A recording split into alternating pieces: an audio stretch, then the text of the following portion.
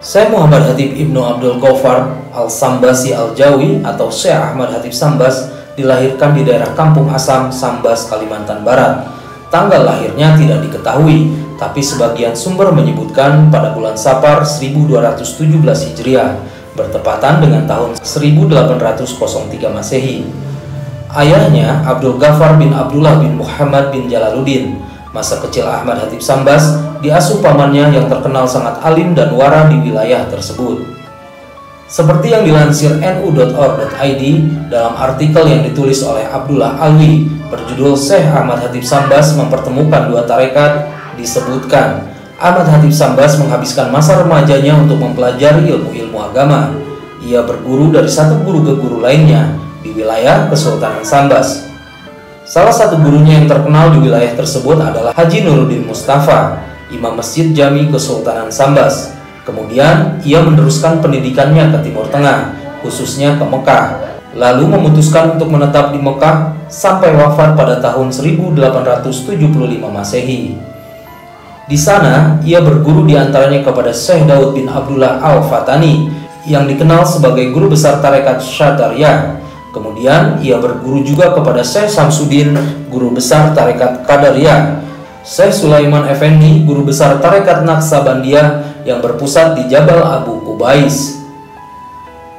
Selain yang disebutkan di atas, terdapat juga sejumlah nama yang juga menjadi guru-guru Syekh Ahmad Hatib Sambas, seperti Syekh Muhammad Salih Rais, seorang mufti bermazhab Syafi'i, Syekh Umar bin Abdul Ar-Rasul Al-Attar, juga mufti bermazhab Syafi'i, dan Syekh Abdul Hafiz Al-Ajmi.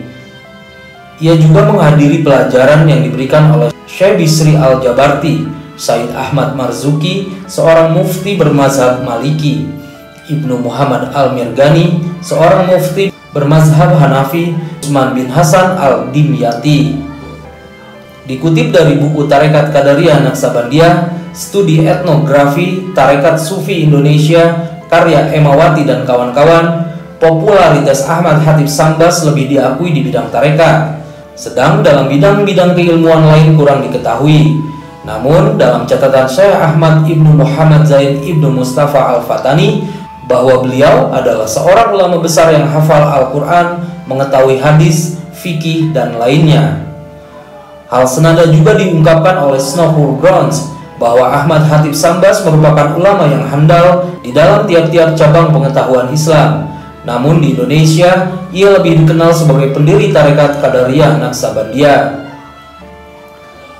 Dalam buku yang sama disebutkan bahwa Syekh Ahmad Hatib Sambas adalah seorang syekh dari dua tarekat, yaitu tarekat Qadariyah dan Naqsabandiyah. Namun dia tidak mengajarkan kedua tarekat tersebut secara terpisah, tetapi agaknya mengkombinasikan keduanya, sehingga tarekat kombinasinya dapat dilihat sebagai sebuah tarekat yang baru, berbeda dari kedua tarekat asalnya. Penggabungan kedua tarekat itu dimungkinkan karena pertimbangan logis dan strategis bahwa kedua tarekat tersebut memiliki inti ajaran yang saling melengkapi, terutama jenis zikir dan metodenya. Di samping keduanya memiliki kecenderungan yang sama, yaitu sama-sama menekankan pentingnya syariat dan menentang paham wahdat al-wujud. Dengan penggabungan keduanya diharapkan para muridnya akan mencapai derajat kesufian yang lebih tinggi dengan cara yang lebih mudah, efektif, dan efisien. Ahmad Hatib Sambas tidak menulis sebuah kitab pun, tetapi murid-muridnya yang setia merekam ajaran-ajarannya dalam risalah pendek berbahasa Melayu yang dengan gamblang menjelaskan teknik-teknik dari tarekat ini. Salah satunya Fath Al-Arifin, dianggap oleh semua khalifah atau mursyid di masa itu sebagai karya yang paling dapat dipertanggungjawabkan mengenai tarekat. Fath Al-Arifin memberikan perhatian yang sama kepada unsur-unsur Qadariyah dan Naqsabandiyah. Adapun penamaan tarekat ini rupanya tidak terlepas dari sikap rendah hati dan penghormatan Syekh Ahmad Hatib Sambas kepada kedua pendiri tarekat tersebut. Beliau tidak menisbatkan nama tarekat itu kepada namanya. Sebagai seorang pendiri tarekat Qadariyah Naqsabandiyah, sebagai seorang pendiri tarekat Qadariyah Naqsabandiyah, Ahmad Hatib Sambas dipandang sebagai orang yang telah memformulasikan pokok-pokok ajaran tarekat ini. Setidaknya ada 4 ajaran pokok dalam tarekat Qadariyah Naksabandiyah yang telah dikembangkan Ahmad Hatib Sambas, yaitu tentang kesempurnaan suluk atau perjalanan rohani sufi, adab atau etika para murid, zikir dan murakabah atau kontemplasi. Murid-murid Syekh Ahmad Hatib Sambas cukup banyak. Beberapa dari mereka berasal dari Indonesia, umumnya berasal dari Pulau Jawa dan Madura. Kemudian setelah kembali dari Mekah, mengajarkan tarekat Qadariyah Naksabandiyah di daerah asalnya. Bahkan beberapa orang diantaranya oleh Syekh Ahmad Hatib Sambas diangkat sebagai wakilnya yang pertama. Di antara murid-muridnya yang paling berpengaruh untuk di Pulau Jawa yaitu Syekh Abdul Karim dari Banten, Syekh Tolha Kalisapu Cirebon, dan Syekh Holil Bangkalan. Dari ketiganya, Syekh Abdul Karim lebih senior dan ditetapkan sebagai pengganti kedudukan Ahmad Hatib Sambas di Mekah. Setelah beliau wafat pada tahun 1878, Syekh Tolha Kalisapu Cirebon dan Syekh Holil Bangkalan sempat melakukan baiat lagi kepada Syekh Abdul Karim Banten. Murid Syekh Abdul Karim Banten cukup banyak. Di antara muridnya yang menonjol dan kemudian menjadi khalifah tarekat Qadariyah Naksabandiyah di wilayah Banten adalah Kiai Haji Asnawi asal Caringin, Kabupaten Pandeglang. Kiai Haji Asnawi mempunyai banyak murid di wilayah Banten. Di antaranya yang terkenal adalah putranya Kiai Khodim yang membuka pesantren di Menes Pandeglang dan Kiai Abdul Latif di Cibeber Cilegon, Serang. Sedangkan di wilayah Bogor yang diberi kedudukan wakil talqin adalah Kiai Falak dari pesantren Pagentongan. Sedangkan murid utama Syekh Ahmad Hatib Sambas yang lainnya adalah Syekh Tolha yang merupakan pengembang tarekat Qadariyah Naksabandiyah di wilayah Cirebon.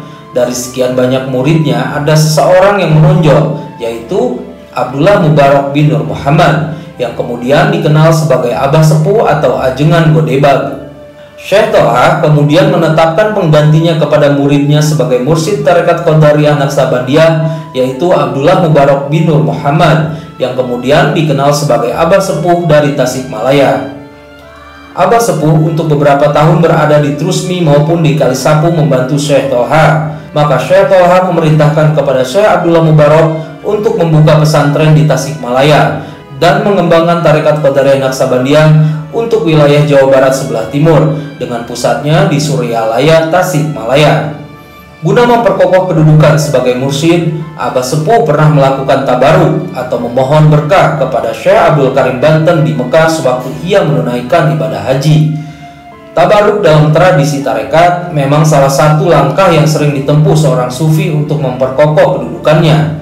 Setelah kepada Syekh Abdul Karim Banten, ia pun berkunjung kepada ulama terkenal Kiai Holil di Bangkalan, Madura. Pada tahap selanjutnya, Abah Sepuh mulai mempercayai putranya yang kelima, yaitu Kiai Haji Ahmad Sohibul Wafa Tajul Arifin yang akrab dipanggil Abah Anom menjadi wakil talqin. Dengan demikian, Abah Anom telah diperbolehkan mengajarkan tarekat ataupun sesekali menggantikan peran ayahnya selaku mursyid. Kemudian, pengersa Abah Anom ini yang menerima estafet kepemimpinan dari Abah Sepuh sebagai mursyid tarekat Qadariyah Naksabandiyah.